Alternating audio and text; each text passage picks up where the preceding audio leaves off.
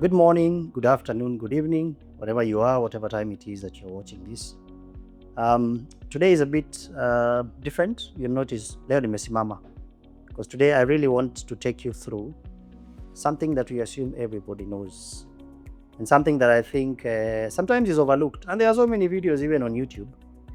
But then you guys, pitia juu, please watch this every single bit so that you understand extinguishers. So today I want to talk about extinguishers.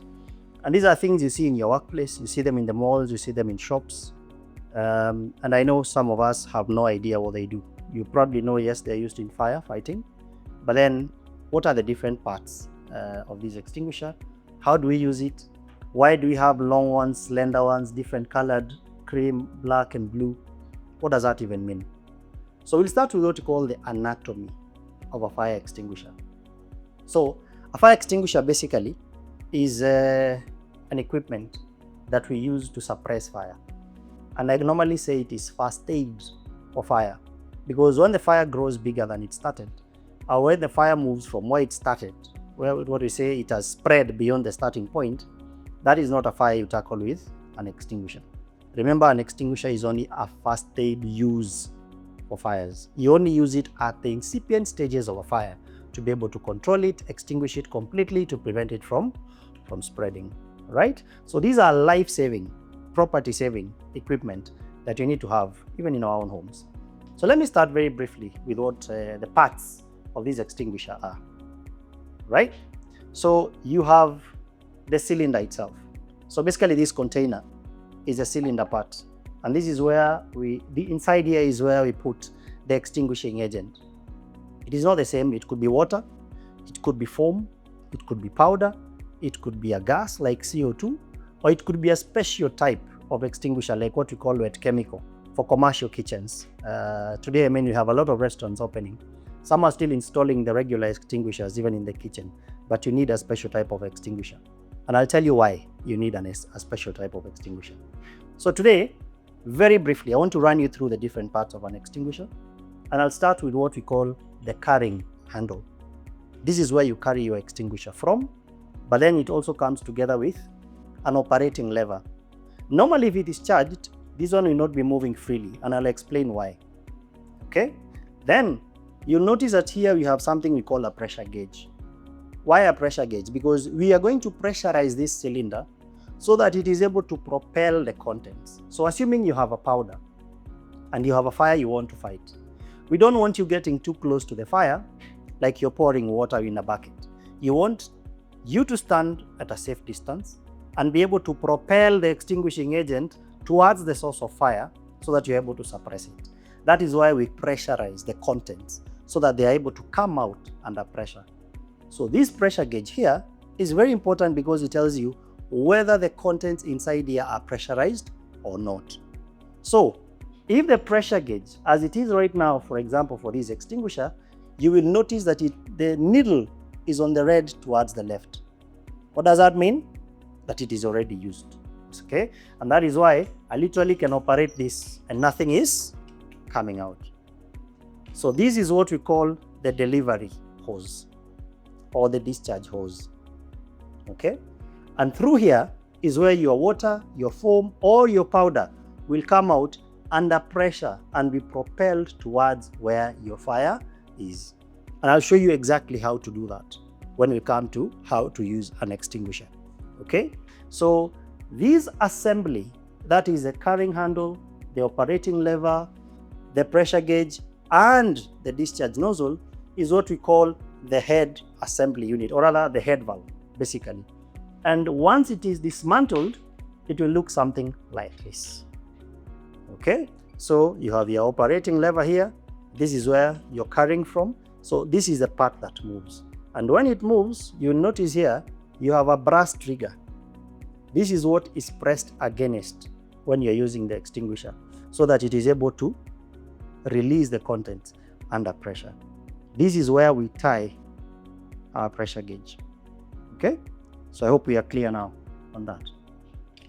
So that is the head assembly. Then we have the cylinder. Now this cylinder is important because it is carrying our content, but together with that we have a very important part here which we call the label of the extinguisher. What is the importance of this label? Number one, it tells us what type of an extinguisher it is. So for example, here we have a powder extinguisher, and it is distinctly written powder. Then it also gives you information about the capacity of this cylinder. For example, this one is a 9 kilogram ABC powder, and I'll explain to you what ABC means. Don't worry about that. Then it also gives you the area coverage in square feet. So for example, 34A would mean that this extinguisher would be effective for 34 square feet of Class A fire, 233 square feet of Class B fires, and then it will also be able to fight Class C fires. And I'll explain the different classes of fire, so don't worry. And this is what we call a multi-purpose extinguisher because it is A, B, and C. It can fight 3 different classes of fire. Then it will also give you other instructions. For example, how do you use an extinguisher? So it will give you the clear instructions. Use it upright, remove the pin, aim the nozzle at the base of the fire. But I'll tell you that procedure because that is in a different session of this class. Then, if you come back now to this other type of extinguisher, this one has told you this is a powder. This one, it will tell you this is a CO2 extinguisher. What is the key outstanding difference between the two? Please write in the comments if you know what the difference is. However, I'll still give you a leakage. First of all, this one has a pressure gauge. This one does not have a pressure gauge. How and why? CO2 is a gas. You'll notice even the structure of that cylinder is different from the structure of this cylinder, right? This one has very thick steel as opposed to this one.